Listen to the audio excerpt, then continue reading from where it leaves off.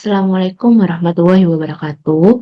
Yang kami hormati dosen kami Profesor Dr. Ahmad Rizky Sridadi, SHMH MM. Perkenalkan kami dari kelompok 1 yang terdiri dari saya Ilmi Firdaus Alia dengan NIM akhir 016 dan rekan saya Maharani Febri Lestari dengan NIM akhir 014. Kami akan menjelaskan materi tentang the principle of responsibility, rethinking CSR as SDG management.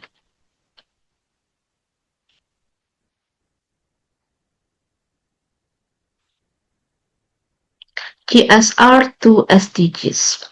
Lahirnya prinsip tanggung jawab baru ketika CSR dipahami kembali sebagai pengelolaan SDGs. Perjalanan dari laporan Brundtland tahun 1987 hingga SDGs PBB tahun 2015 yang menunjukkan adanya upaya yang terus-menerus untuk menghubungkan erat antara keberlanjutan dan tanggung jawab di semua lapisan masyarakat. Misalnya terdapat permasalahan populasi, iklim, efek rumah kaca, kebakaran hutan, dan pemanasan global. Yang mendasari SDGs itu yaitu sebuah prinsip etis yang menekankan pada tanggung jawab bersama secara global untuk menjaga keberlanjutan dan kesejahteraan lingkungan serta masyarakat. SDGs ada 17 tujuan. Tanggung jawab perusahaan merupakan visi keberlanjutan ini yang menyatukan kepentingan manusia, lingkungan, dan pertumbuhan ekonomi. Hal ini telah mengubah cara pandang tentang area tanggung jawab perusahaan. Keputusan bisnis tidak sekedar demi keuntungan pemilik, namun perlu mempertimbangkan kepentingan kelompok lain di masyarakat sehingga tanggung jawab perusahaan tidak hanya kepada pemegang saham, namun juga kepada kelompok pemangku kepentingan lainnya. Berikut ada 17 SDGs. Yang pertama, no poverty. Yang kedua, no hunger hungry. Yang ketiga, good health and well-being. Keempat, quality education, gender equal, clean water and sanitation, affordable and clean energy, decent work and economic growth, industry, innovation and infrastructure, sustainable site and communities, responsible consumption and production, climate action, life below water, life on land, peace and justice, strong institution, partnership for the goals.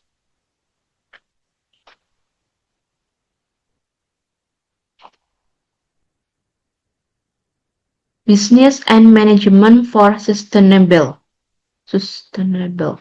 Strategi perusahaan yaitu keberlanjutan. Keberlanjutan menjadi hal umum dari semua perusahaan agar tetap berjalan lancar dan bertanggung jawab terhadap sosial dan lingkungan sekitar. Sustainability ethics harus menjadi kebijakan resmi dalam manajemen karena jika perusahaan yang mengabaikan dapat beresiko dalam kehilangan reputasinya dan daya saingnya di masyarakat. Perusahaan yang menolak akan mengalami kesulitan untuk bertahan di era perubahan sosial yang sangat dinamis. Konsep triple bottom line, yaitu profit, people, planet. Profit yaitu keuntungan perusahaan, people yaitu yang mengedepankan kesejahteraan masyarakat sekitar, planet kelestarian lingkungan. Tidak hanya itu, perusahaan harus memperhatikan 4 prinsip etika, yaitu otonomi, martabat, integritas, dan kepedulian. Otonomi yaitu menghormati keputusan stakeholders, yang kedua martabat, menghormati harkat manusia, ketiga integritas, konsistensi janji dan tindakan, yang keempat kepedulian, yaitu sensitivitas pada yang lemah. Sustainability and CSR. Keberlanjutan perusahaan berasal dari tanggung jawab sosial perusahaan atau CSR yang menjadi prinsip fundamental bagi perusahaan untuk mempertimbangkan lingkungan, iklim, dan alam dalam operasionalnya. CSR merupakan dasar etis bisnis yang baik dan kewarganegaraan korporat yang menyatakan komitmen sosial perusahaan. Tanggung jawab perusahaan mencakup dimensi ekonomi, hukum, etika, dan tindakan sukarela. CSR dan keberlanjutan sangat terkait erat dan menjadi fondasi filosofi manajemen SDGs.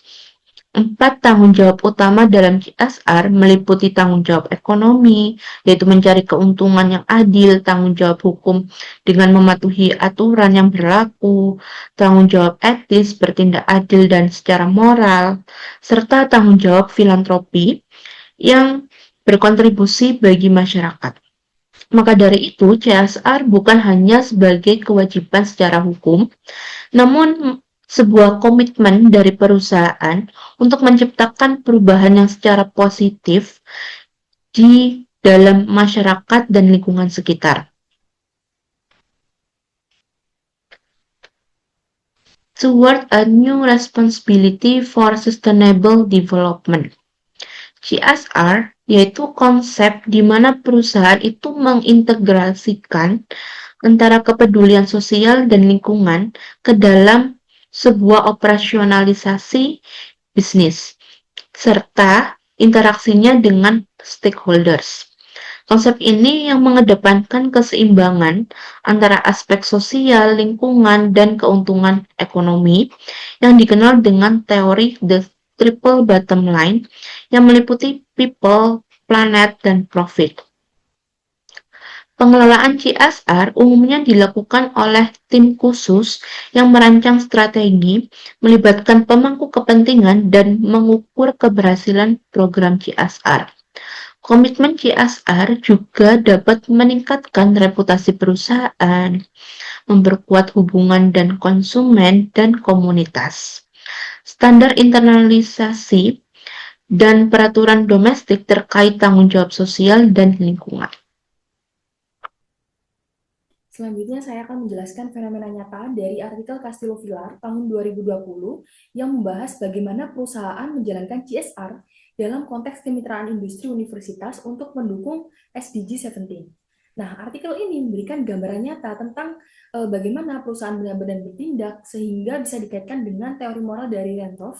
Dan dari artikel ini kita akan melihat apakah praktik CSR di lapangan ini sudah sesuai dengan prinsip tanggung jawab yang diajarkan oleh Randolph atau justru jauh dari ideal moral yang seharusnya. Dan di artikel ini, saya menemukan 3 masalah utama dalam pelaksanaan CSR. Yang pertama, CSR tidak diarahkan untuk mencapai SDGs. Artinya, perusahaan menjalankan CSR tanpa target keberlanjutan yang jelas. Yang kedua, motivasi CSR cenderung pragmatis dan bukan moral. Jadi, banyak perusahaan menjalankan CSR karena ingin terlihat baik, karena tekanan kompetitif, atau sekedar meniru perusahaan lain. Dan yang ketiga yaitu kemitraan untuk SDG 17 belum terinstitusionalisasi, yang artinya keputusan untuk bermitra ini lebih dipengaruhi oleh kedekatan personal, yang dimana ini bukan oleh sistem atau struktur governance yang etis. Dan fenomena ini menunjukkan bahwa CSR di dunia nyata masih jauh dari prinsip tanggung jawab moral yang diminta oleh Renthoff.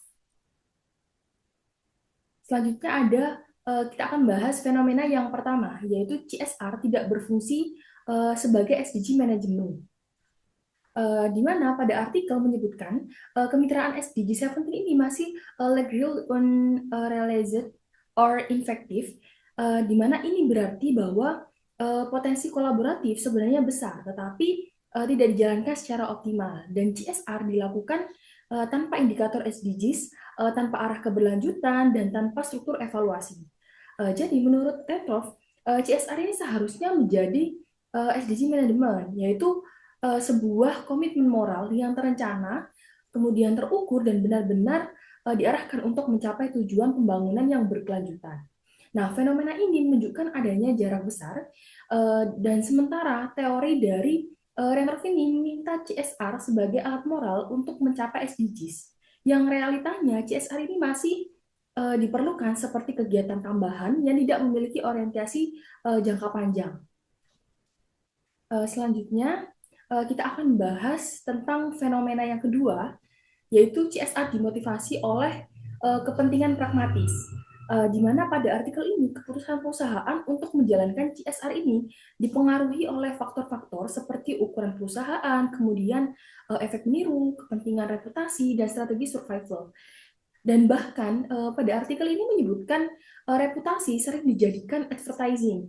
Dan di sini letaknya relevansinya dengan Rentov adalah Rentov menolak CSR yang hanya menjadi strategi pemasaran atau alat reputasi, yang dimana Rentov ini merasa bahwa CSR ini harus menjadi keputusan moral, yaitu keputusan yang mempertimbangkan manusia, kemudian lingkungan, dan masa depan. Yang dimana ini bukan hanya semata-mata untuk keuntungan saja. Dan fenomena ini menunjukkan bahwa CSR di dunia nyata masih bersifat strategik dan instrumental. Jadi bukan etnikal seperti yang diharuskan dalam teori moral Rentov. Selanjutnya ada fenomena yang ketiga, yaitu kemitraan tidak terinstitusionalisasi, yang dimana artikel menunjukkan bahwa keputusan kemitraan dipengaruhi oleh faktor personal yang bukan oleh mekanisme governance yang formal. Jadi tidak ada SOP, kemudian tidak ada kebijakan yang berkelanjutan, dan tidak ada evaluasi dampak. Jadi kemitraan ini bersifat dinamik, kemudian multifaktorial, dan tidak stabil.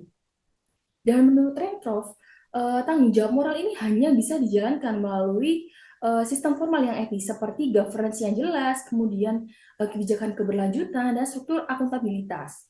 Oleh karena itu, fenomena ketiga ini sangat penting, di mana ia menunjukkan bahwa CSR ini belum diinstitusionalisasikan secara moral, yang padahal pada prinsipnya tanggung jawab menurut Rentrov ini menuntut perusahaan agar beroperasi pada tingkat kelembagaan yang etis dan berjangka panjang.